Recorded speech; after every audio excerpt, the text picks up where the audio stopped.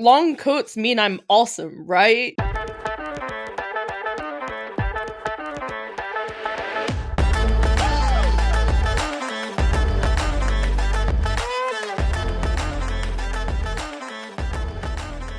Hello and welcome to Ctrl Alt Cosplay, a podcast of general conversation and absolute tomfoolery.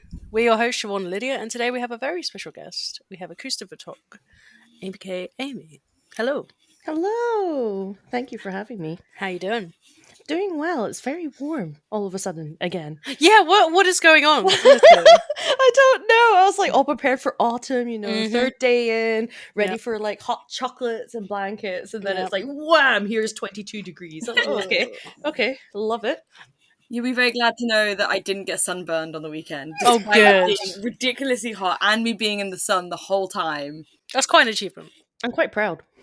Well, last time I went up to see Amy and shot with her, I got a tattoo burned into me thanks to the sun. And it took months, literally months, for my arm to go back to the same shade.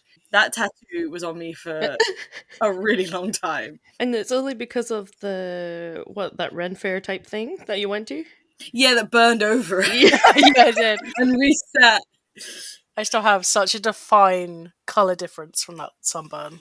Yeah, you got really badly burned. I've never been that burned in my life. Yeah. And that says something. I think it was worse than Maddie's sunburn at Con when she got really burned as Ursula. I think you actually win out with your burn from Fantasy Forest. Yeah, there was a point where I remember like 4 days after, still I couldn't touch it.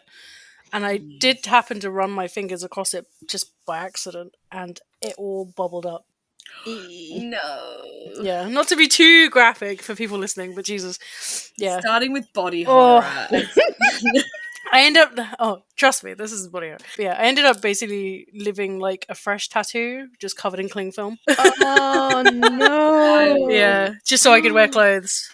Oh, God. Oh, my God. Yeah, I was like, well, I don't have to go anywhere for like a week, so it's great. Oh man, that sounds absolutely horrendous. Because you would have been like warm, and then you would stick to things. Yep, it was great. Oh, good times. Yeah. So anyway, not a great start. But it's no weirder than any of the other starts we've had, where we had a whole conversation about eggs and about feet. So it's on par, I think. It's really. true. Yeah. I'm trying to think of a clever segue to go from, like, speaking of feet. No, we've done this before. Yeah. I couldn't think. Your feet have travelled you many places. Oh, this is a good one. It has, yes. Yeah, so we wanted to talk about international conventions. That's not the only thing we're going to talk about, but I know it's something. I say international as if, like, Scotland is international, but... Oh, okay. That's part of it. I see. I guess that's like me traveling to English conventions. That's like an international convention for me. I mean, you have done like actual international conventions, but Yes. I thought it would be funny if we started with, what's the difference between a Scottish con and an English one? Because you've done a few English cons, right? I've done mostly what we like to call like hotel cons. I don't tend to do a lot of the MCMs. I've done MCM like Birmingham before, but I've never done London. I've not gone as far as that. But yeah, there's definitely a difference between like, let's say, MCMs even between countries, which is quite interesting. So like, as I said, I've done the one in Birmingham, and to me, that was just a big trader hole. And I kind of expect that as well of the London one, because I've never been to the London one. But all I know is everyone hangs outside, and then they go in, buy stuff, and then carry on hanging outside, and nobody ever really kind of mingles too much inside unless they want to buy stuff. Whereas, like, I don't know, like, I know there's like masquerades and stuff like that goes on, but I kind of feel that we have a lot more like panels where you can do stuff.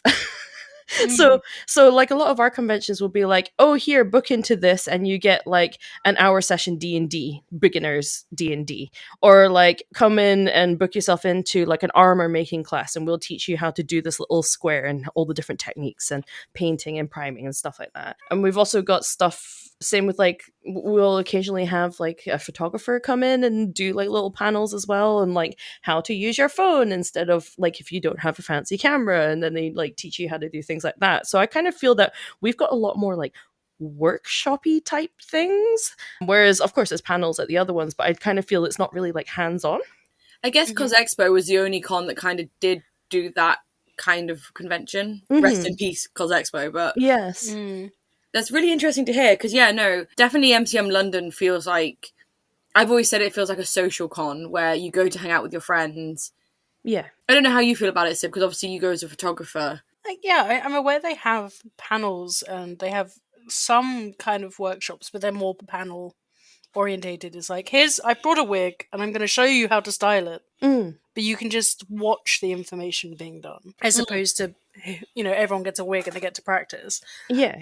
But I've never really gone, I need to go to this panel. I've had a few times, but again, the English conventions that I went to are hotel cons, so a lot of them are kind of like say for instance, Kumi actually had a panel about how she travels with weapons at one of the English cons that I went to, and that was a very much like, oh, that's a tick on my list. I want to go A, see the person, and B, like, oh, that's quite an interesting thing. Like, how would they do it? How do they think? So I have had a few, but it's never been a like big conglomerates. It's never been at MCMs or anything like that I've gone, that's a panel I need to make my way to.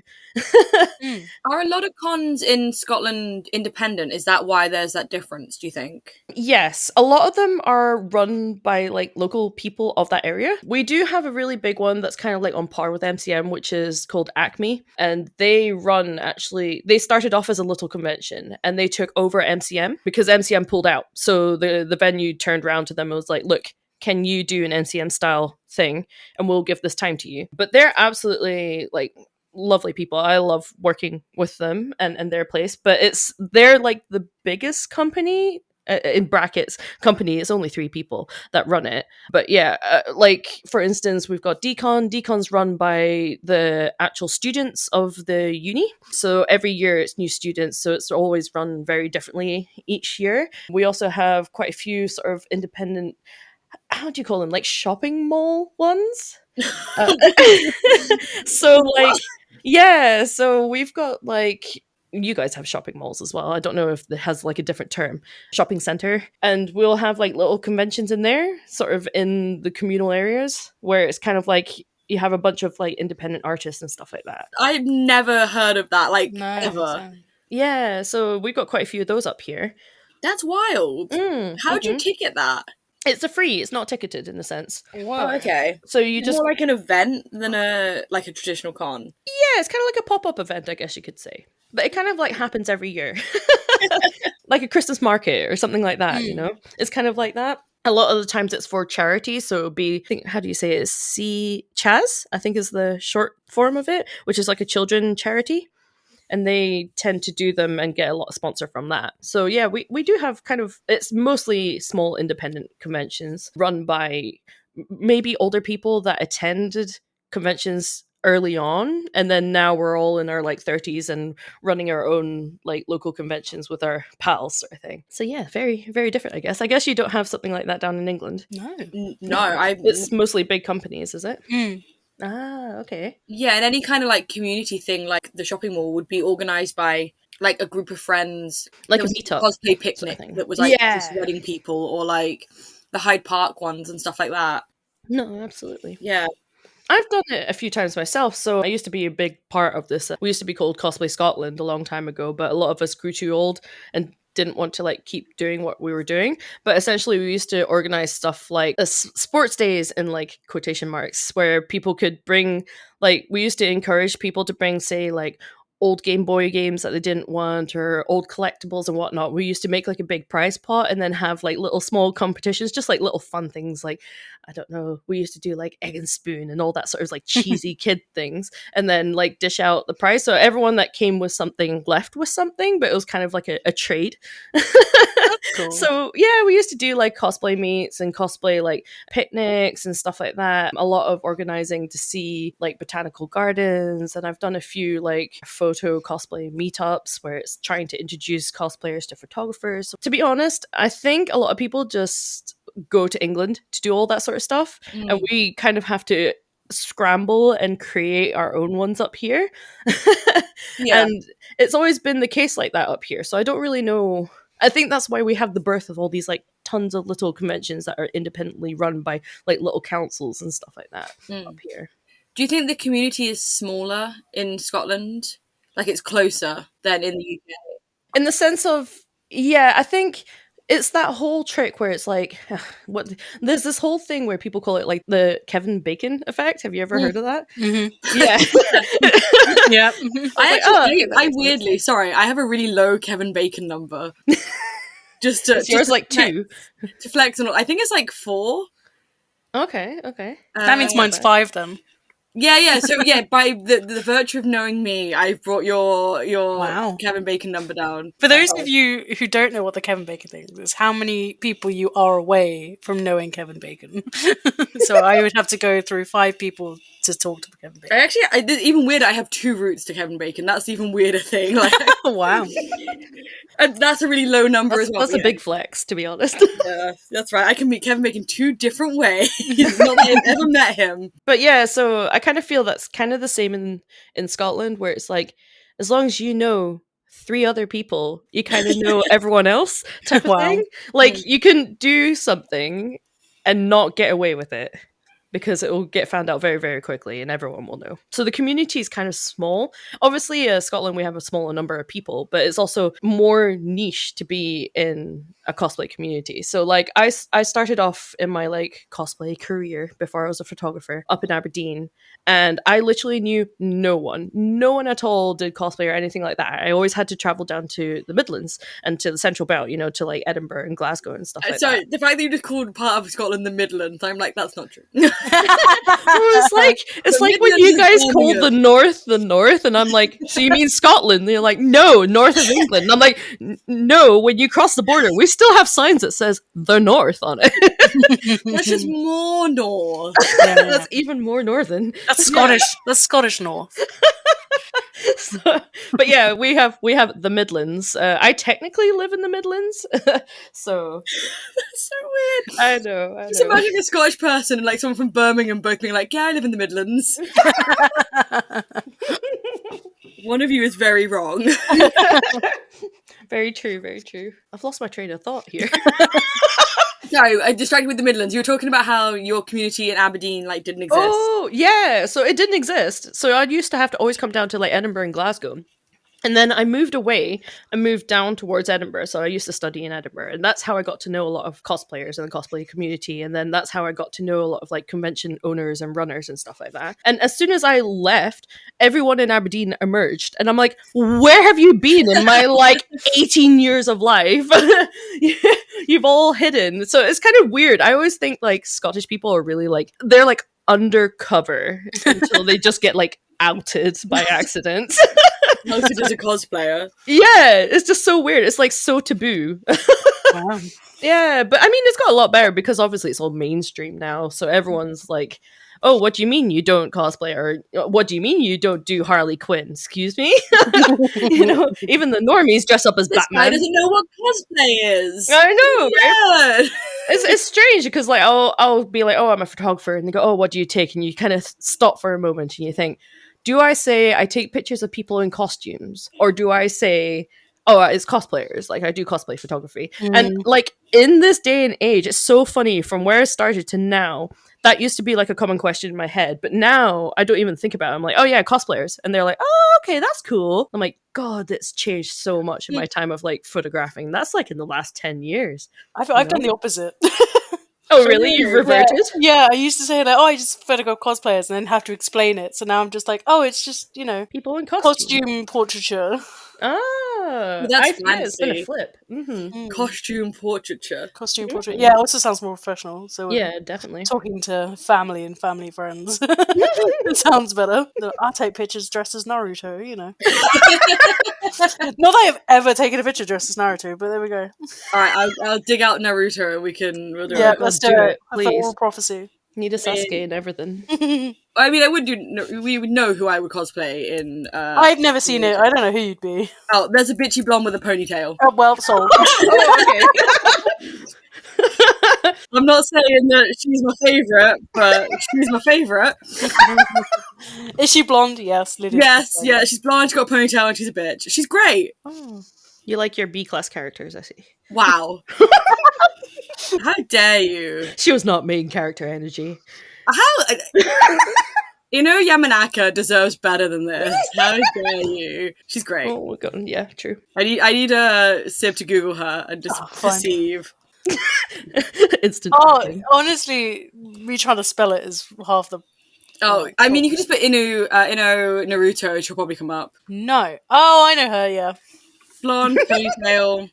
She's great. You wouldn't go for the Hokage. You're just like, I just want to be this one. I mean, she's a relatively major player. Like, she's not the main three, but I could see you cosplaying her. yeah. I don't know why. I would have thought that was more of a gnat. Just the flowers. I think she's blonde and right in purple, right? Yeah. Yeah, that's Nat coded. But she's a bitch and a bit feral, which is Lydia coded. So Yeah, true. It's like if they're two personalities combined. It's their love child. I need Nat to start reading Witch Hat, because there's a character in Witch Hat that's so Nat coded. I'm like, she's this little blonde doll who's actually evil and wears purple and butterflies in his galaxy, and I'm like, Nat, it's you. Also, spoiler slightly for Witch Hat, but it's fine. Is it a manga? Or... It is, but the anime is coming soon. The manga is one of the most beautiful things ever drawn. It's really well drawn, yeah. Mm-hmm. You'd really like it. It's like if Harry Potter was good. That's how sold. It's very pretty. It's about, it's completely off target now, but it's about a girl that discovers she has magic and like magic exists and goes off to a magic school. It's good. It's real good. And there's the tiny little brush. Oh, it's great. Yeah. Anyway, sorry. Conventions, international. Yeah. Oh, I've seen the. Yeah, I just found the girl that is not coded. It's very good. So we've talked about the difference between Scottish and English conventions. How would you feel that they are? Because you've done international ones as well. So you've gone to YenCon, you did Volta. Yeah, did Volta, did Pixel. Yes, and Pixel, yeah. I've done One Fest. Been invited to do Dokomi. So that's another one I'd like to do. And I've been invited to Abanai as well. So there's a few that I'd like to go to, but I've not been to a huge amount of international cons in that. Do you want to briefly explain like these different ones? Because obviously we know what they all are, but people listening might not know what Volta or Pixamania or Abanai is. So the ones that I mostly aim for are photo cosplay eccentric ones. They're kind of the sort of thing where you apply with a portfolio and you kind of get selected out of a bunch of people. So I think it's like, I think a lot of people will think of it as very elitist, but I kind of look at it as more of a way to challenge myself. Like, oh, I didn't make it. Let me try again. Like, see what I can do better with myself and see if I can get in the following year. So I tend to aim for a lot of those because it means that I get to work with, I guess you could say, higher quality cosplays in a sense. So people you probably would never get to see, and they're always like competing and stuff like that. It's the sort of people that you get to work with and make connections. It's that whole like Kevin Bacon thing all over again. Kind of if you go, you get to meet people who you'd never expect to actually make connections with, which is something I really quite enjoy doing. I like trying to make connections with people. So most of the things I do go to are, again, kind of, I guess you class them as like hotel cons. I mean, Pixel and Volta are not hotel conventions, but they're like a close community. So it's a lot of, you tend to hang out and you party with each other and you chat, and it's like, what sort of art can you create with each other? And when we're talking about like Abanai and Dokomi, those ones are more like your MCMs. So they're the MCMs of Europe, I guess you could say, which are, well, they've been standing for a very, very long time before all these other conventions came along. So I think they're on par with MCM. Like, they've been around for just as long. And again, that's the sort of places that you kind of aim to get to. It's kind of like a, how do you call it? Like a cosplay pilgrimage. It's the same with like photographers as well. It's quite the places you aim to get to. It's the places where you want to be known and where you can make connections. And overall, the vibe just seems to be absolutely lovely. All the people that I've met that do go to them have been absolutely lovely humans. And again, it's just more family orientated, like, and I say family orientated, more community orientated. Obviously you have your like bad chickens and all that, but overall it seems to be very more geared towards cosplayers than it is towards a conglomerate event, I would say. So Volta's in Italy. Yeah. Pixelmania was France, I think. No, Pixelmania is in Poland. Ah, Poland. Yeah, Yeah. yeah. I got invited along to Focus, which is the French one. And it's one that I've been looking into going. I actually photographed with a bunch of the owners of the event, which I didn't know until we started chatting. I was like, "Why are you all wearing the same hoodie?" And they're like, "Oh, we're the people that run Focus." So I was like, "Oh my god!" And again, it's just the weird little connections. You speak to one, you end up speaking to all of them. So yeah, so that's one that I'd like to go to, and that's also a cosplay photographer centric. You know, they to explain a bit more on these photography cosplay ones is what the organizers try to do is allow cosplayers and photographers have access to places you would never normally be able to. So they have like links with museums and castles and ruins and places that normally are locked off to the public and or you have to pay a fee to get into. And they have these connections that allow you to then go in with your cosplays so that you can go take photos. Even stuff that you probably wouldn't see at a normal convention, like we've done it where I worked with, they call them wolf dogs. So the huskies that look like dogs, you know, the wolves, the huskies that look like dogs. Oh my god! But like, and then we've had like falcons. I've worked with horses. We've had alpacas, and then they've also connected us to a lot of like fire people as well. So we've done a lot of photo shoots with like flames, depending on like the characters and how you want to use them. So we've also had that as well as connections on underwater stuff. So we've had a few underwater stuff. Nothing like the tank that we have here in the UK, but it's more getting into it with your camera, like into the water with a case and stuff. So a little bit more hard work. I prefer the tank. Keeping dry and can hear things is a good thing. So yeah, it really opens up more of the creative side, the stuff that you'd never normally see or do, which I really love. And I'm really pushing to try and get something like that here in the UK. There's a local model. Great in the UK. Yeah, well, that's it. It's like I know some husky people. We got falconry near here. There's a model that I work. Yeah, in tank space. Yeah, exactly. There's a model up here that does a lot of that, and I've like worked with her quite a few times, and we've had chats on like what we could do. But I would love to push for something like this here, just because if you can't make it abroad, at least you could possibly within the country do it. It's not too far-fetched, I don't think. We have big castles, so that can be rented. So that'd be cool. I did apply for Focus this year. Sadly, I was not successful, although it does mean it's this weekend, next weekend, so I would not have been able to go anyway. Yeah. So yeah, true. I guess my question for you is, how do you feel about that? I don't know. At first, I was like a little upset about it. In like I wasn't mad about it because it was my first time ever applying for that kind of convention. Because I know we have Secret Con in the UK, but I feel like it's not the same level as Volta or Focus is. No. So at first I was a bit like, I was bummed. And I'm still a bit bummed that I wasn't selected. But then I think I thought about it and I was like, well, I didn't really submit my best work, like the photos I have, when I think about what I could have submitted. And then I was like mad at myself because I was like, why didn't you submit those photos? Like, you have such great photos from people. Yeah. And I think my issue was that I was trying to showcase variety. Well, no, I was trying to showcase like cool locations and like cool stuff I've done. And I'm like, well, that's not what they want. They want cool cosplay. That's what I'm bringing. Yeah. So it's a little bit of a learning curve. And then I remember speaking to you about it and you saying like, it's a chance for you to do better. And it's like, it's not a slight on you. It's kind of like okay, this is your chance to, like, treating it as like a competitive thing, which I love. Yeah. So yeah, it's made me like fired up to be like, okay, right, next year I know what to do. Like, I know what to apply with. And stuff like that, and like come into it with an idea, because I remember in my like, you have to submit like a little bio, and my bio was really wishy-washy and like wasn't very confident, and I'm like, I need to be like, this is who I am, this is what I do, and this is what I love, and like, I don't know, I was just a bit like, oh, maybe I could bring this to the table. Yeah, and I feel like, I mean, I wouldn't have picked me, like, with the power of hindsight, I would not have, I would have been like, yeah, no, she's shit. No.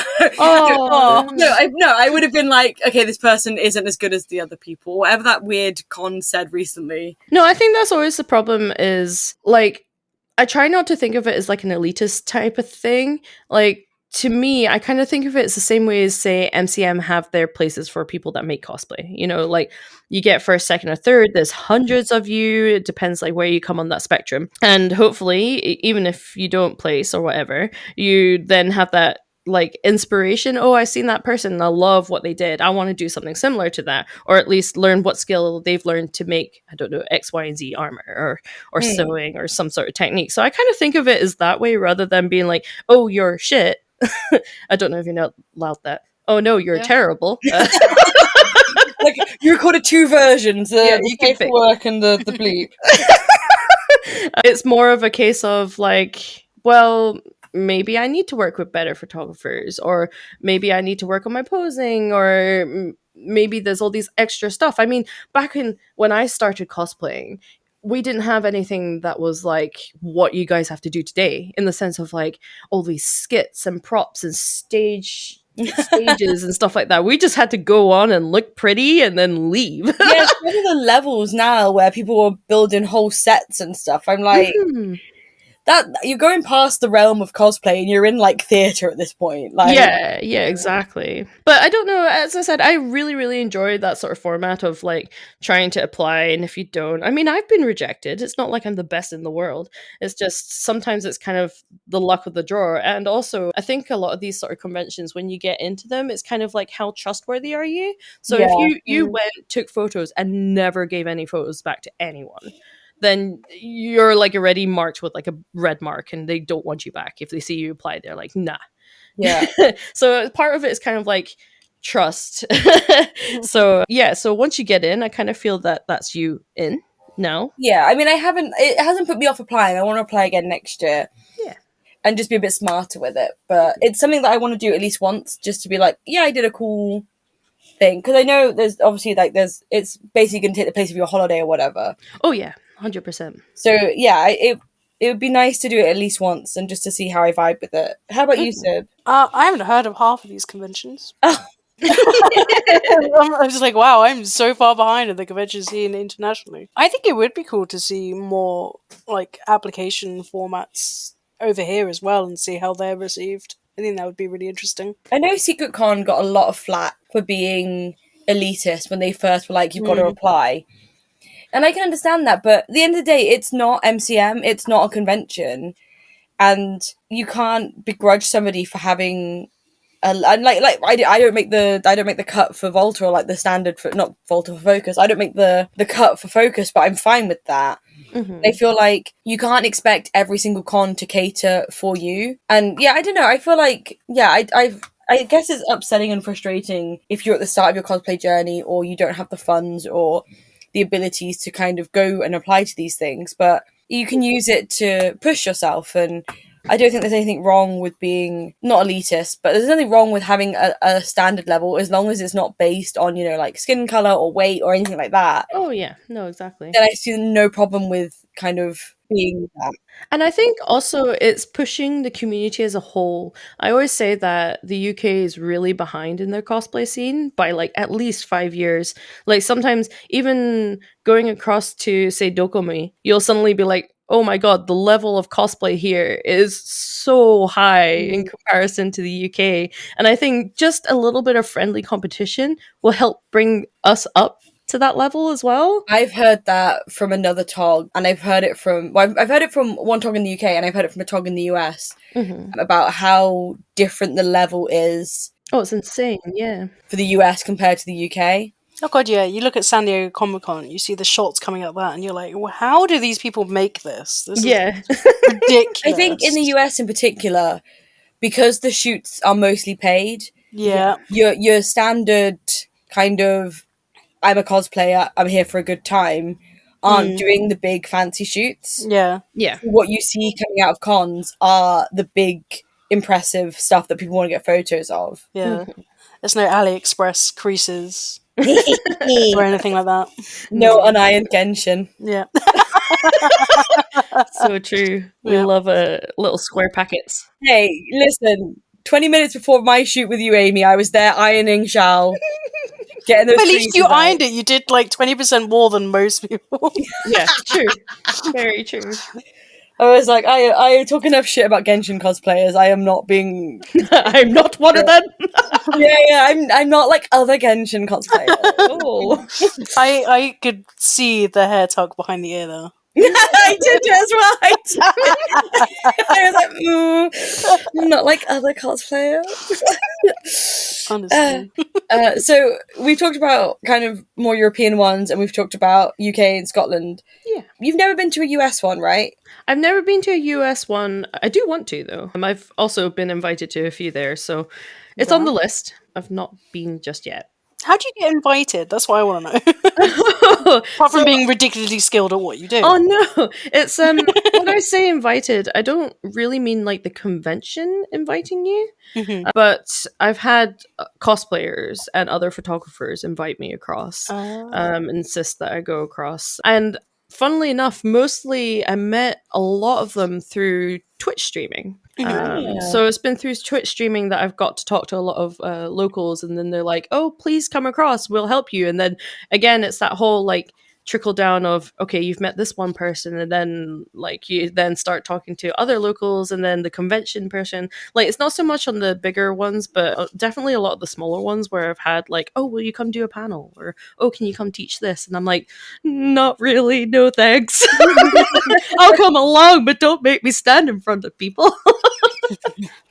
So yeah, I'd like to do American ones. I like the idea of like Dragon Con. I really like that one. There was another one. I always forget. It's in like February time. It's a really big one. Oh, what's it called? I've no idea. Dragon Con was this weekend, right? Yeah, it's just happening. Yeah, because I've got friends at Dragon Con, and the thing with American cons to me is they always look absolutely insane. They're so big. I feel like they're too big for me. Yeah, well, that's my worry, is that I think I don't like a lot of people, let alone like just the absolute sea of people that I always see in like videos. Yeah. If I was going to do one, it would probably be Dragon Con, just because of the location. But then there's also, is it Holiday Matsuri? Oh, yeah, that's the like November one, is it? Yeah. Yeah. I don't actually know where Holiday Matsuri is, but I know there's a pool. Yes, yeah. That's all I can tell you about the two. I'm doing like a quick Google of different cons. Oh, I know Osaka Anime. I actually know quite a few of these, but I'm Well, looking. Holmat is in Florida. Okay, I don't want to go to Holmat anymore. I'll just go to... I did want to do ColossoCon because I really enjoyed VenCon.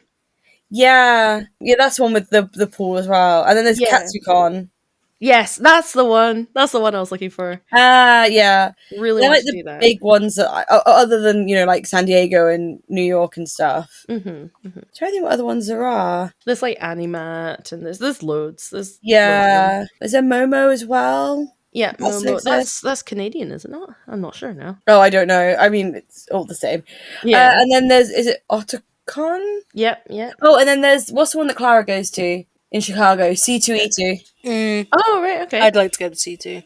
I'd like to go to Gen Con, I think. But Yeah. that's not Me really too. cosplay, so I really want to go to, what's it called? Wasteland? I think I can't remember if that's the full name. Where it's all just like Mad Max. I want to go to it.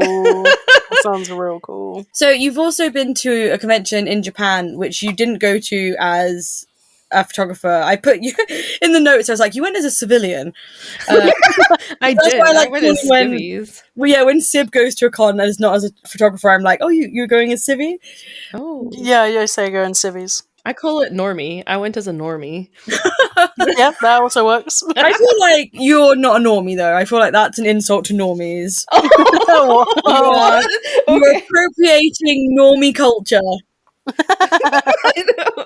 But yeah, no. I went to One Fest in Japan, and it's completely different there. It's kind of like an MCM in a way, but the culture in Japan is really different than Europe. For instance, like I'm sure everyone knows by now, but like you can't just cosplay out and about. And you can't arrive in cosplay. So a lot of them like rock up with the suitcases. But the cosplay area is massive, so like more than 1/3 of, like, their halls are like 3 football pitches, like they're massive, and one section is just all dedicated to cosplay, and you come and you get dressed there, and then there's normally like a bit in between all the halls where you can like kind of stand outside and get your pictures taken. You'll normally see a lot of those stereotypical where it's like, here's 1,000 people trying to take a picture of one person. This one wasn't so much like that because it's not a cosplay centric convention that I went to. So it wasn't that whole like one person with 1,000 people trying to take photos, but you still had a big, quite conglomerate of people trying to take photos. So at that time, not Demon Slayer, the other one, the Goblin Slayer just came out. So they're all Slayers, I swear.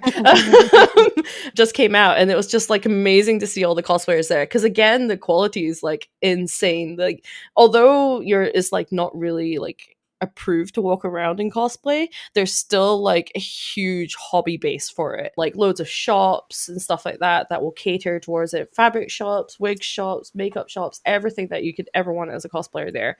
I was going to ask, so they get into cosplay, do they then walk around the con like you would at MCM, or is it like you're just going for your photos? They tend to just go for photos, so you don't tend to see them like around the booth or anything like that. Wow. Oh wow. Yeah, unless they are like hired to be like that booth representative, they don't just wander around in cosplay. They specifically beeline to this area where they know like photographers are wanting pictures and other cosplayers are going to be, and that's it. They don't do the wandering, and then they will spend like a few hours in their cosplay, and then they'll get out of it and then go shopping. So like the one that I went to, the One Fest one, is where they normally announce all the minis, but it's also the only place where legally twice a year they're allowed to sell like fan art merchandise. Oh wow. So like all the rare Mikus that you see everywhere are actually like garage kits, and they're only licensed to sell them twice a year at each of these conventions, both of the One Fest. So they have a spring and a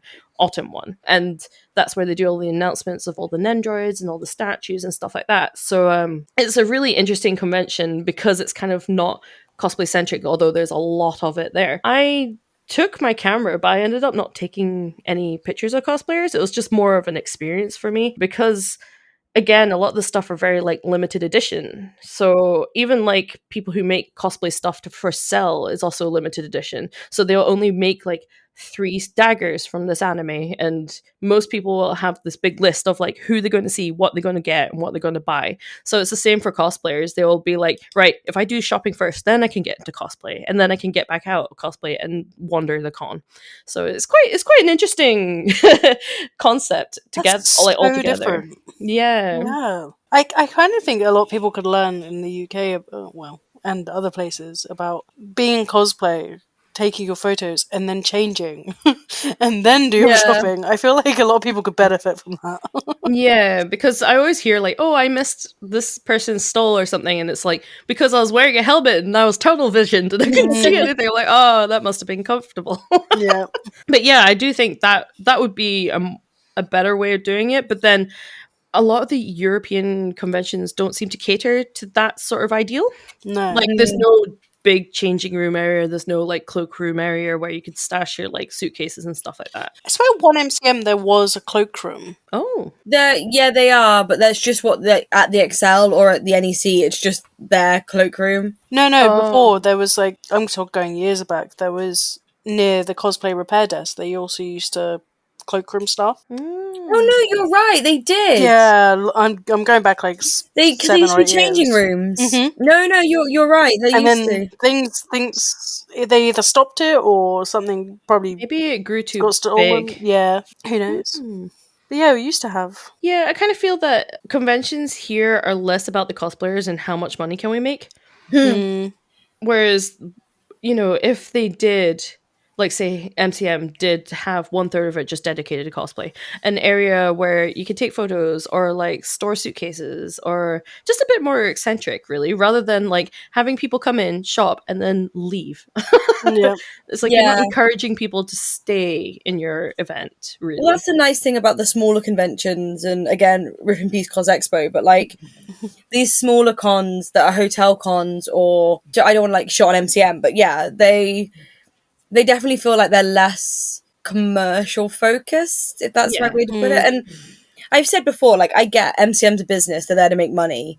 Yeah. And you can't expect them to be like, I don't know, king of the community because they're a business, they got shareholders, right? Yeah. But I feel like in the last few years, the community has lost that of having, I don't know, just more, I don't know if cosplay's just got too big or... Yeah, I feel there used to be a lot more care taken of cosplayers and photographers alike, and it's just slowly been like, meh, whatever. It's Yeah. like the rules keep getting added and added to. Yeah. And then it's getting to that point, like, sometimes I'll see, like, the T's and C's of photographers is like, wow, so basically no one with anything that's remotely DSLR can be there. Mm-hmm. I'm Yeah. like, but they're your free advertising. Yep. Like, they will What was say... that? Mhm. There was a con down south that you weren't allowed to take photos unless you had a press pass. Yeah, Yeah. So you couldn't even like take photos on your phone and post them to social media. which is No. wild. Mm-hmm. And everyone was like, "What are you doing?" I can't remember the name of the con, and it was ridiculous what they were charging. Is that the one with the bright red? I remember it being just all red. No, that's Anime Con, and that was great. Oh, okay. Their website, awful, terrible. The actual con, one of the best cons I've ever been to. Oh, right, okay. No, it was like a local con, like it was smaller than Anime Con. Oh. I cannot think where it was. And yeah, I think the weekend ticket was like over £1,000. Jesus No. Christ. But like that was like the top level ticket, and that gave you an extra 15 minutes talking with the VIPs, and I was like, these poor VIPs. Oh my god. They were like, end me now, I'm not doing a convention ever again. Yeah. £1,000 for 15 minutes does not equate. I mean, I think it got you like the front seat for all panels, and Oh my god. it was wild. I think it might have been. I don't want to say because I don't want like shit talk. Yeah, no, I found it.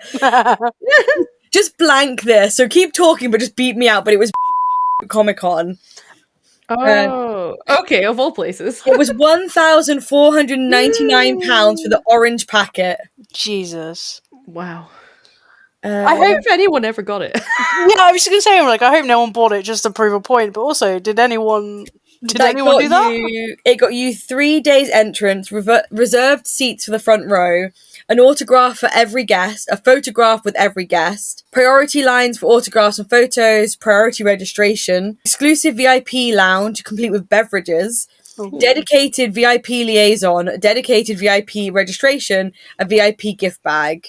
Yeah, but For £1,500. they could say for like all guests and stuff and then have like 4 guests, and you'd be like, Well, there are currently no guests on the website. So, Well- I mean, this is for 2024, so I don't know how 2023 went, but jeez. That's mad. Did not just get cancelled. no, I mean it's happening next year.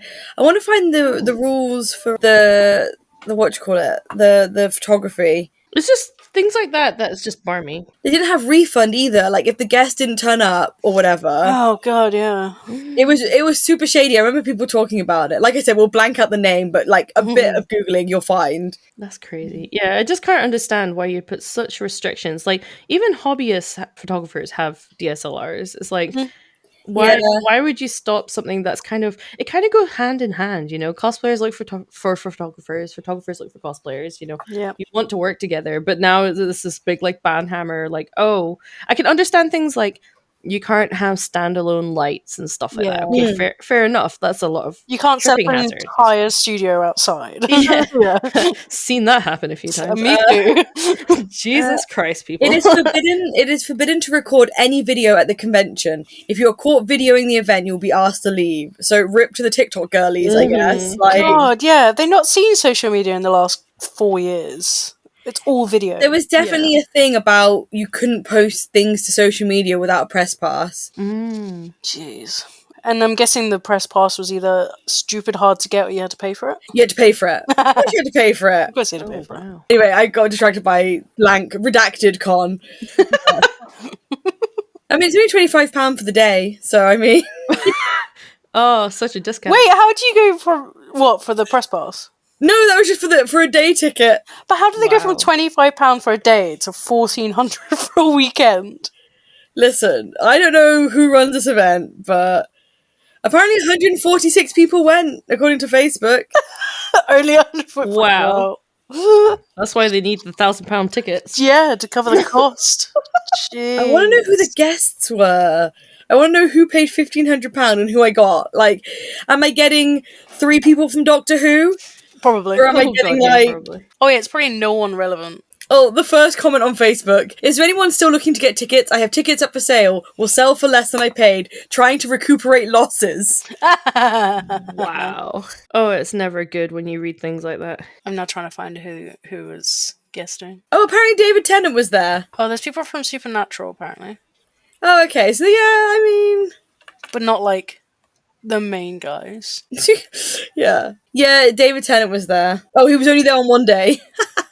Have you seen the Instagram where everyone's got a weird like cartoon filter over them? No, I hate that. It's so strange. Anyway, that'll be in my private time. I'll look into that con again. Yeah, I only recognise one guest, and that's Tennant. So, what would be your advice to somebody who wanted to go to an international con, whether it be Japan or Europe or one of these photography application ones? Oh, as a photographer or as a cosplayer? Both, just advice in general. And probably as a photographer, that's where you've got your... Yeah, so when I travel to abroad conventions, I try to recommend that carry as much kit as you can on you rather than like in your bags. I have this like innate fear that you'll travel somewhere and then your bag doesn't make it. I mean, that's happened to me twice. So, Oh, yeah. Exactly. So I always say to people, right, keep your camera on you, keep a couple of lenses on you, and maybe a strobe if you're like a speed light or anything like that. You know, keep those main things on you. Anything else, if you're bringing anything with you, you can put in your bag. So when I've done the photocons, I normally go with 2 strobe lights, external flashes for my camera. I tend to leave those in my bag. And same with, we've got diffusers. So the big umbrellas that you normally see photographers have, I normally keep one of those in my bag as well. But everything else, I always carry on my person. The other thing that I would suggest, and this is mostly like equipment when I think about like equipment that I'm taking with me. I personally don't do this, but I would like to in the future is take my laptop with me to back up stuff more often. I'm bad and I never back up any of my work when I'm traveling and I need to get back into the habit of doing that. I used to do that a lot and then I stopped for like 10 years. Oh my god. So I never back up stuff whilst I'm traveling. So that just leaves so much to like go wrong. You must have so many SD cards. I don't actually. I have like 5. That's not too Yeah, 215s. I normally rock a double card. Like my camera holds 2 SD cards in it, so I normally just leave both of them in. And if I'm not doing videos, I can pretty much last a whole con weekend with just the 2. But not like when we do tank. Holy moly! Yeah, that's rapid burst though. Yeah, so you never ever shoot that many. Maybe if you work with someone, you'll get maybe 200 photos at a push. There's only so much creativity you can do with other people. So yeah, I'd highly recommend investing in a decent bag for carrying your equipment. The other thing that I always suggest is if you carry camera equipment, try and have bags that don't look like camera bags because you get targeted so easily. As soon as they clock the symbol on your bag, Manfrotto, whatever, you're a walking target. So I always suggest to people, if you can get like bag inserts for bags that are specifically camera based. So I highly recommend getting those if you don't want to fork out on a bag that doesn't look like a camera bag. So that's like my biggest tip. Don't be a walking advertising because you'll get targeted. So yeah, exactly. Look at the Canon backpacks walking in a line. Exactly. Like it's the biggest thing that I'm always like, just try and get something that doesn't look like a camera bag if you can. And also have insurance. Just in case. Yes, exactly. So, for example, home insurance covers your camera. True. That's very true. Yeah. And I can think of the same sort of things for cosplayers. I always think that you should have cosplays that should be similar to each other in the sense of like you wouldn't need drastic different makeup because all the people that you're cosplaying for the weekend are all blondes. You're Are like, you well, I saying don't. don't bring 3 different body paints? No, no, if you can avoid it, only one. And it's the same with like when you're packing cosplays. Like, have you got any universal cosplay bits as well? So maybe you got a top that can be like you just snap on a few extra stuff and that becomes another cosplay or something like that. I always recommend if you can keep them all within the same spectrum, it makes it a lot easier to travel. Me looking at my case like, You're like, not happening. I'm doing Rapunzel 2 days, but I am bringing Rapunzel, so she takes up. With the wig, with the long She doesn't wig. even fit in the case. This is future Lydia's problem. This is Oh my god. Monday's Lydia's problem. Yeah, and I think another thing to keep in mind is any makeup you do take, just check the volume of them, because although if you pack them in your suitcase, I'm still always that person that's like, but what if you suddenly are overboard in your liquids? Like, because like I've traveled all my life, so my brain's like, try not to bring liquids if you can. Powder foundations, anything like that. If you can, please, what I always say is use them like cling film. So you have your bottle, then you cling film, then you screw the lid on, so you've got an extra barrier before you put it into a Ziploc bag, because cabin pressure will explode things. Do not take hairspray with you, because that's Oh, another wait, thing. really? Yes, because that's prohibited in your suitcase. Time to take the got to be out of my suitcase.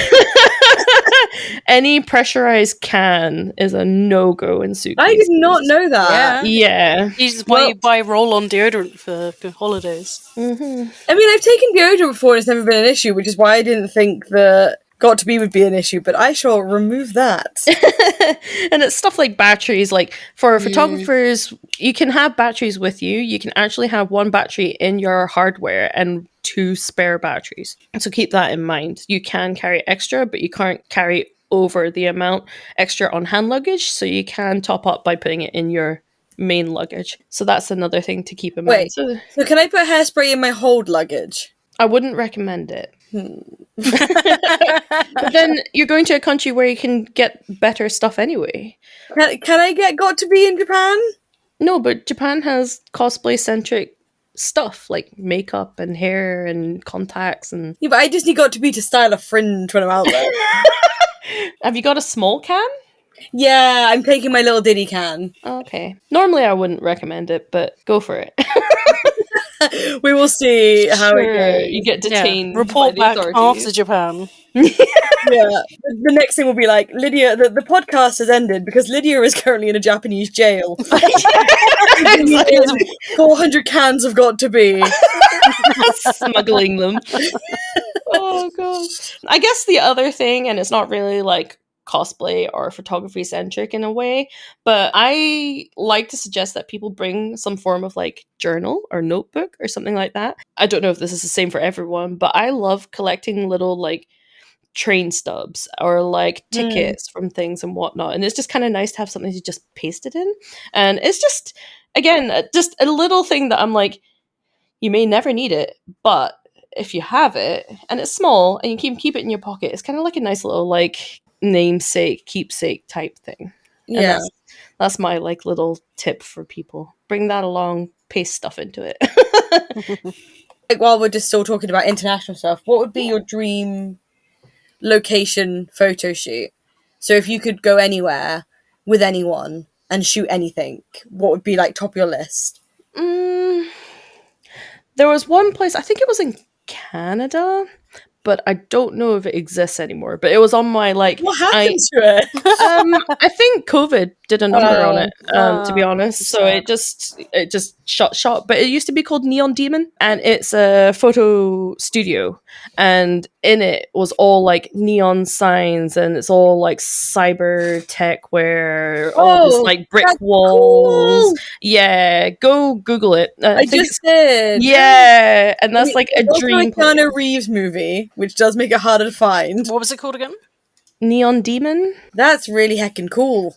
Yeah, it's so up my alley. It's basically just like Netrunner. Yeah. There is a place in London. Yes, I've But got they that. don't allow professional photography, but you can go with a phone. Oh, okay. Because me and Sib have looked into going there. There's a place, in London that's kind of similar, but it's like full of stuff. Like, Yeah, it's called Junkyard for a reason. oh, it is that place. You can. Yeah, I have God's own friends that booked junkyard. out. Yeah, Yeah, you can book out. I've had friends that have booked that out for her photo shoots. I would love to go to God's own junkyard because Bebop. I wish to shoot it there. True. But yeah, Neon Demon. That's like top tier what I want to do. And again, it's just for the cyberpunk aesthetics, really. I love neon stuff. I'm kind of into the sort of, I like to call it like dark neon, which is all like how low light can you go with neon lights kind of thing. How low can I set this? Yeah, exactly. How That dark should be the and title of this grungy. episode. How low can I go? Yes, perfect. Well, I'm just going to update what I had before. How low can I go? And I guess like if we're talking about like places, another place that I'd like to do is like just any of the castles in Germany. Like they're Same. just stunning. Please. I mean, I said Germany trip. I know. Yeah, true. Sib, But what would be your dream? Oh god, I'd want to go to New Zealand. Oh, okay. It's stunning there. Exactly. Everything looks so fake. Is the only way I can explain it. Yeah, it doesn't look real. Yeah, Yeah. like the water is so blue and it's so like clean. Yeah. If I could get a full fellowship in New Zealand, Oh, that would be cool. I would die happy. I also said if we're going to Canada, I want to go to Banff. Oh, right, okay. Where's Banff? Banff, Canada. I'm just thinking Scotland. We have a Banff. I want to look at Banff, Canada. Banff National Park. I mean, if we're talking Canada, I've always wanted to go to Haida Gwaii in Canada. Oh, I know Banff. Okay. Yep. It's very iconic. Stunning. Oh, wow, that's so pretty. That does not But look real. full of tourists, though. Yeah. Every time I see like videos, I'm like, whoa. I go Yeah. off season. Yeah, I did off season in Japan, and I highly recommend that to everyone. I am very much regretting going next week. Because we normally go to the end of September, Oh yeah, okay. but obviously I'm going next week, and I think the weather at the moment is 35 degrees. Oh no, that's Oh. far too warm. And you're doing cosplay too. It's currently 36 degrees Gross. in Tokyo. Lovely. Jeez. Love that for me. Because yeah, normally it's like typhoon season, so it's warm, but like it's not terrible. Yeah. But yeah, so that'll be a fun time. Love that for me. And where's your dream place then, Lydia? Oh, if we're talking Canada, then it would be Haida Gwaii. I don't even know what I'd shoot. I just want to go there. You've made something But like a happen. dream shoot would probably be Faye or Major in Hong Kong. Oh, that'd be good. Ah, fair. Just on, yeah, like I know Hong Kong's changed a lot now and it doesn't have a lot of the neons and stuff, but anything kind of like Blade Runner-y or anything like that in Hong Kong would be a dream. That'd be so good. Like just any of the night markets. Yeah, pretty much. Oh, I mean, we're trying to go back next year, and I'm like, I'm sure I can do one night where I just quickly pop out. well, yeah, exactly. Yeah. I think that's quite easy to do. Yeah. I mean, I'm going to go with my dad. So. Oh, you're like, Dad, take pictures for me. Although, to be fair, he did show me Ghost in the Shell when I was far too young. So I guess it's full circle, right? Yeah, exactly. Oh, that's good. I never thought of that one. That would be good. Yeah, I've always wanted to do it. I remember when we went to Hong Kong years back now, I was like, why didn't I bring anything with me? Okay, yeah, so we talked about Hong Kong and Blade Runner and stuff. So what do you love so much about cyberpunk as a fellow cyberpunk lover? What do you love so much about it? What brings Justify you your love for me. Oh my god. I'm gatekeeping cyberpunk. I can't let you know. Name me 3 top punks from cyberpunk. See, I think cyberpunk, and I think like I don't know. Scarlett Johansson. Yeah. No. Oh, Jesus. Live action Bebop. No. No. Made myself sad. No. Oh my god. No, I really, really enjoy that. There's a certain color palette that I just love and I don't shoot enough in it. And it's basically kind of like those like teal, like when the blacks aren't black, they're like teal color. Kind of like if you think of The Matrix, where Mhm. everything's kind of like black and teal, along with the sort of like neon pops of color, like purples and oranges and stuff like that. That's like a color palette that just screams to me. So whenever I see like the chance to shoot with neon lights, and I've loved shooting with black light. Black light's amazing. And I want more people to get into that sort of thing. And it's just that whole, because my aesthetic is very much like, can I wear a trench coat 24/7, please? That's me in school. Yeah. That's like long coats mean I'm awesome, right? Yep. I can swish around while I walk down the street. And it's just that sort of like, I don't know how to even explain it. I love like dystopian futures and like what could have happened and what will happen, that sort of thing. It's just, yeah, it's just that idea of like you're all on the same level.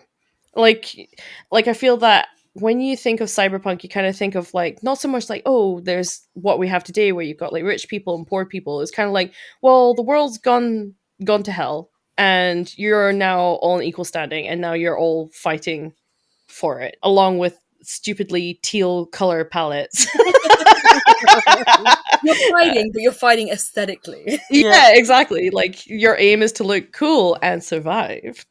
Uh, so yeah, no, it's stuff like that. So when you look into cyberpunk, a lot of people just think of the game Cyberpunk and edge runners and stuff like I'm that. so mad that when you Google cyberpunk now, the game comes up. I'm like, no, this is not what I want. Yeah, exactly. And like I love watching how people have gone down that like not so much the the game and the TV show Cyberpunk, but when you think of like net runners and stuff like that, you've got all these people who are like connected to a network and whatnot, and it's just that idea that of like we try to better ourselves in a world that is no better. A lot It's of the very things, human. yeah, a lot of the things that I follow now with like the cyberpunk styling and stuff, I've kind of fallen down what we call just cyber, so cyber people, and that normally comes along with the people with like this kind of like Daft Punk helmets and stuff like that, along with like I love like plasma blades and plasma guns, and it's the whole dark aesthetic with the contrast of bright colors. I think is what really, really like screams to me. What would you say is your favorite piece of like cyberpunk media? Like, do you have a favorite? Because obviously there's like the big famous ones. Well, I mean, it's no great mystery that I love like Ghost in the Shell. Like to me, that was like the birth of like cyberpunk stuff. I know a lot of it is like people are into edge runners and stuff, edge runners, net runners and stuff Yeah. like that. Whereas for me, it was Ghost in the Shell. That idea of like when you die, you're not truly dead is just incredible. Like you leave a digital imprint. Like we now have that idea of having a digital footprint. Like as soon as they find one piece of information about you, you can literally like go through whole sorts of like archival digital footprints of yourself. But it's that idea of like, if your mind is in a network, do you leave an imprint of yourself? And then it's that question of like, am I the real one, or is that other impression of me the real one, sort of thing? And that really like gets me like spiraling, not in a bad way, just like what is life, like No, is there no. true death, or and it's like it reminds me of a game called Soma. Highly recommend it, but it questions your morals of like, would you do the same thing? Would you sacrifice yourself for your future self, knowing that you'll die but you'll not die, Yeah. but that future self knows like, oh, I've like killed off my original self, but am I really original at that point? So it's God, that, yeah, my it gets brain you hurts. spiraling, It reminds me of watching right? Looper and having to pause it several times, going, "What is happening? Yeah.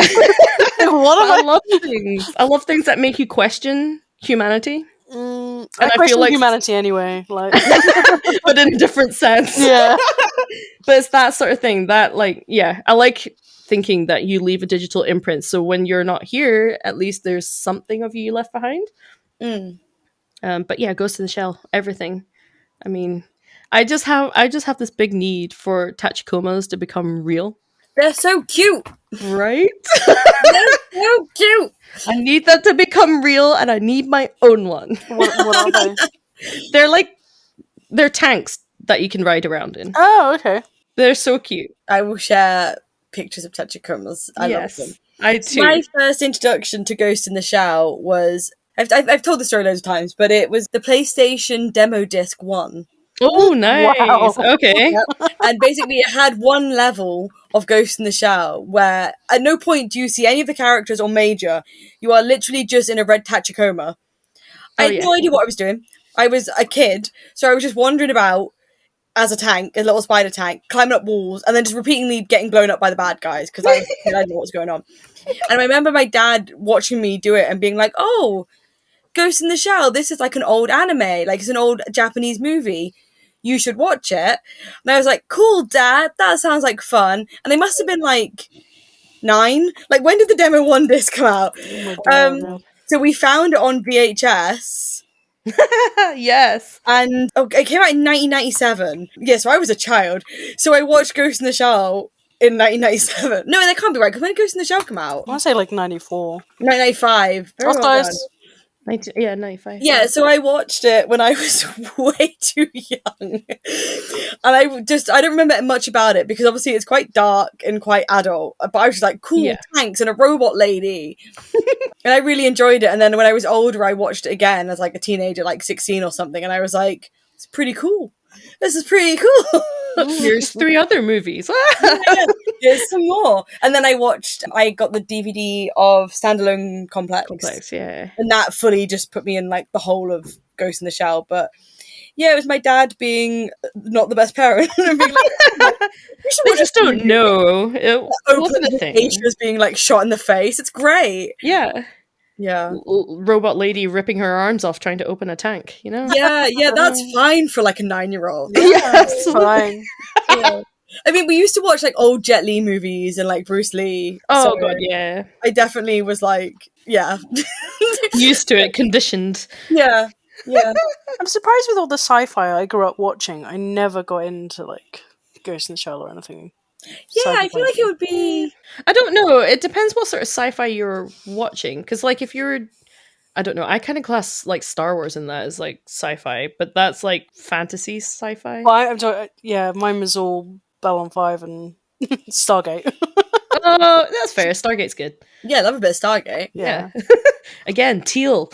Yes! Oh my god. That's a sci-fi colour. I see it.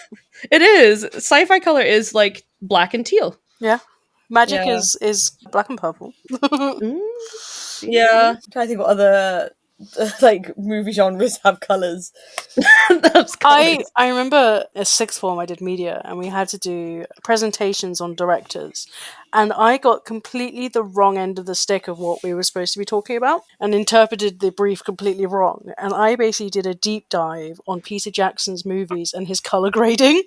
Oh, that's amazing. And it is all a dark sort of teal muted blue.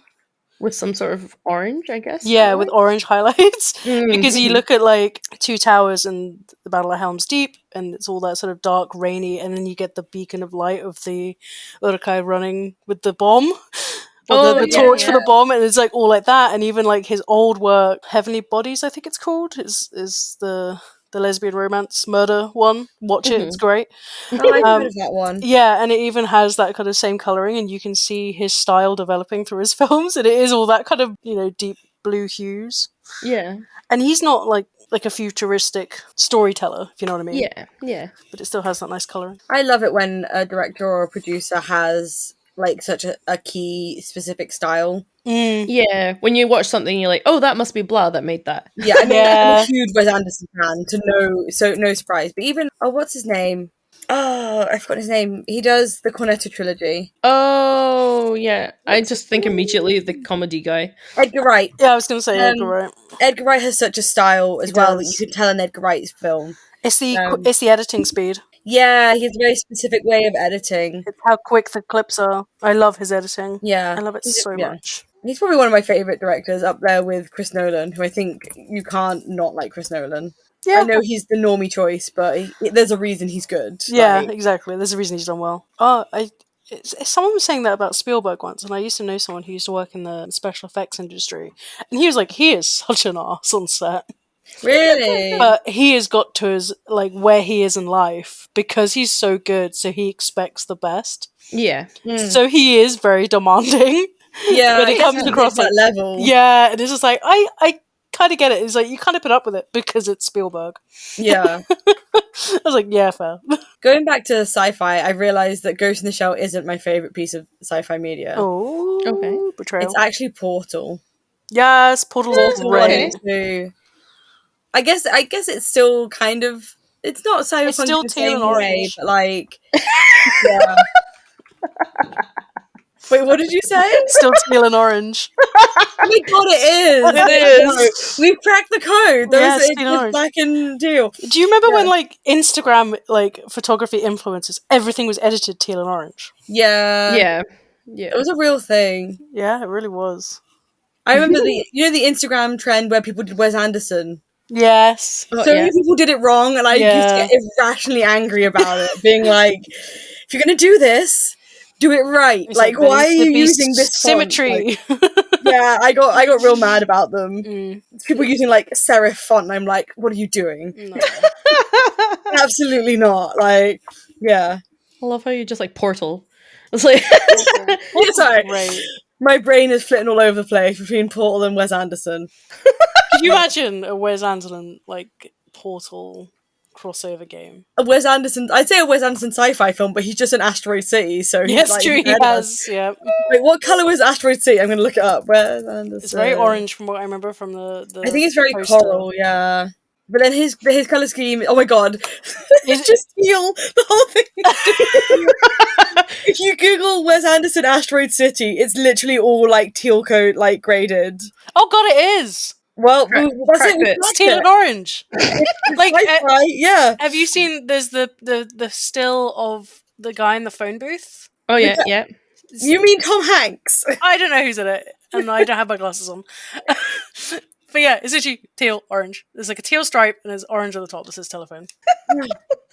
It was a really good film. I don't know how we've managed to circle around to movies from what's it like going to Italy to hey, have you seen Asteroid City? Have you seen everything that's teal and orange? Yeah. What other teal and orange things that we can talk about? Yeah. Wait, is there an orange in the Vocaloid? Because it's clearly teal, because there's Miku. Is there a teal? Because there's yellow. Oh yeah, I was gonna say the twins. Yeah, the twins are. Oh my, there isn't. What are Ah! you doing? What are you doing, Miku? There must Ooh. be an orange. What about Mirai? Isn't she orange? Is she not pink? Yeah, Mirai, she's orange. Oh, okay, good. Good. We can't have this. I have to cancel Miku. For not being heard it dystopian here. enough. Yeah. Man, I still really want to do viral Miku. Yes! Oh my god, that'd be so good. I kind of want to do on Rainclaw. Like, she's vaguely... Oh, it'd be so creepy. Not the one without pants, because I don't know why she doesn't have pants. Yeah, I but- don't get that. I have her, but Yeah. Why doesn't she have pants? I don't know. Wait, who doesn't have Men. Yeah, the like virus version where it's more human. She has like no pants. Oh. I don't Yeah, know because there's why. one where she's got like skeletal, like... She's got like arms and spider legs. Yeah, Yeah. it's really cool. And she has like a spider mouth. And then Oh they my were like, God. this is too hard. We'll do like a human version. And she just fully just has like 8 belts and no pants. Yeah. It's a wild look. It's great because she was actually a fan art that they picked up. Oh, that's cool. Yeah, she wasn't original, like designed by them, but a lot of people really, really liked the design, so they picked that version up of her. That's Because cool. there's like the gothy version as well of her, with like instead of her with all the teal, she's all like black and red with like sequin eyes and stuff like that. Ooh. It's really cool. Because I've always said I will not buy a Miku figure because I feel like that's the slipperiest slope Yeah. Yes. possibly go down. Well, I've got to get it a friend. Yeah. I was like, I'm just gonna buy this one version of her, and then they released all the other ones, and now I Yeah, have a Miku yeah. shelf. So This is the issue. I've got 2 standees and that's enough. That's all I want. I love it. No, it's a slippery slope. It is. It really is. I have if I too could many. find a way to do the weird, freaky legs, I would really love to do her. There must be a way. You'd have to have like black legs, and then when they do like dinosaurs and stuff. Yeah, Yeah. that's vaguely like how I'd want to do it. I'm gonna see if I can make the chainsaws for Alyssa, and if they go well, I feel like I could use the same Method. Yeah. method to make weird, freaky. They're like Swiss Army knife legs. It's the only way I could describe them. Yeah, pretty much. Pretty much, I get that. They're kind of like backwards. Yeah. Yeah, yeah. Oh, She's like no. virus Miku, contamination Miku, something like that. Yeah, virus. It's like V.NA or something like that. It's cool. I've pre-ordered her newest statue of that. Oh, really? What does it Yeah. look like? It's more of a high school girl. Ooh. So she's like in like a hanfu. You have to share with me when she comes so I can see her. Yeah, I will. Does she still have the like bizarre legs? No, she's just like a normal schoolgirl, but she has the like, she's got the mouth and the like glitter eyeball. Oh, that might be easier to do than the spider legs. So now we're doing virus Miku Schoolgirl. 2024. I'm trying to see Yeah. if there are any animes that have teal and orange. Animes that have teal and orange. I mean, you could argue that Haikyuu has teal. I was looking at Haikyuu a second ago just to see if I could be like... Because there's Aoba Josai and Karasuno who are teal and orange. There you go. Just saying. I cannot find this figurine. Which one? Sorry. The one you were talking about, the new virus one. Have you seen, though? Oh my god, it got released the other day. They're doing a cinnamon roll Miku. Oh my god. It's so cute. Right? And I literally like 3 days ago, I was like, I will never buy a Miku figurine. And then I was like, oh no. She has her hair in like a little bun, and then so does cinnamon roll. It's what I want to cry adorable. Oh, there it is. Look at it. Oh, it's really cute. Oh. Just like, Oh. Look out. Yeah, she's got like little poofy space buns, and then Cinnamon Roll has like his hair up or his ears up in a bow. I think she's just tied ponytails in the middle of top Yeah. She's. It's so cute though. Yeah, that is coming for me very hard because I love Cinnamon Roll. He's just a little dog. He's just a little boy. So If I see her, I know that they do one of the sitting Mikus with Cinnamon Roll, so I'm like, I see it because they're normally quite cheap. Yeah. They're the ones that like sit on your cup noodle while you're like the heat. Oh. Oh yeah, no, she is just like a little Like a schoolgirl with like big boots. I mean, that would be relatively easy to do. I literally have this. I just need the hair. yes. Do it. Oh, that is very cool. And then you can have like red sclera in. Mm-hmm. Oh no. So, It's a little bug hairpin. I really want to make those so bad. Well, if you're making them, I will buy one from you. Okay, I will. It's been on my like to-do list forever. Like I just love them. It looks like a Do you call them roly-polies? No. I call them wood lice, right? wood. Yeah, I call them earwigs. or cheese log. They're not earwigs. No, earwigs are different. Yeah, They're earwigs. They're cheese logs. cheese log. Why do they have so many names? I don't know. Yeah, someone the other day was like, "Oh, I have roly-polies." I was like, "Oh, do you mean wood lice?" And they're like, "Wood lice?" Yeah, you can also call little them wood lice. pill bugs. Okay, I am aware of how long we've spent talking about wood lice. And therefore, I'm calling an end to this podcast. Ah, Woohoo! One of us needs to. Otherwise, we're just going to chat for like another hour about wood true. lice Very true. and Miku figurines. Mhm. Which I don't mind doing, but also I don't know how many people want to listen to that on Spotify. So. if you do want to listen to that. Yeah, Patreon exclusive. We talk about earwigs for 5 minutes. Control Alt earwig. No, Okay. Don't- Right. it's worse than the feet for some reason.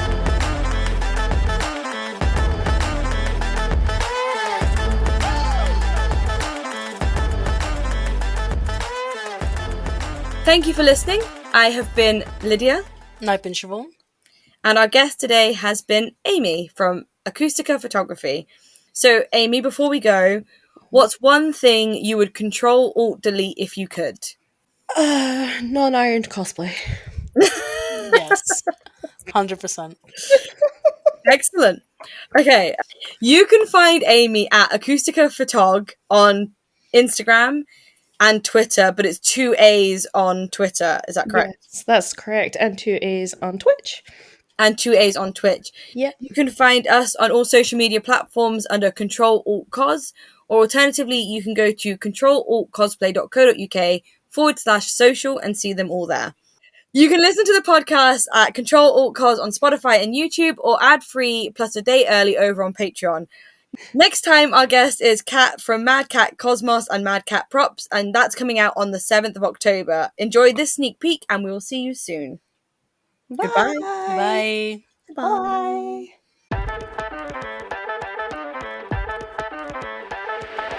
Not that I missed out on it. Well, maybe I did miss out on it. Because everyone always talks about, like, cosplay glow-ups. I don't know if I've ever had that as such, because, like you said, I kind of went in from the perspective of, like, this was already my job. Yeah, in you some came in degree. so hard. But that's the thing, I always worried. I was like, I peaked on the first one. You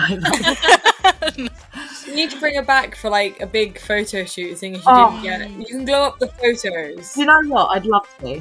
You can glow up the photos rather than the proper You cosplay. say this though. My first shoot Yeah. was with Laughing Orc Photography, Yeah. who is just Yeah, okay, like, yeah, you've got nowhere to go. Right? Yeah. Yeah.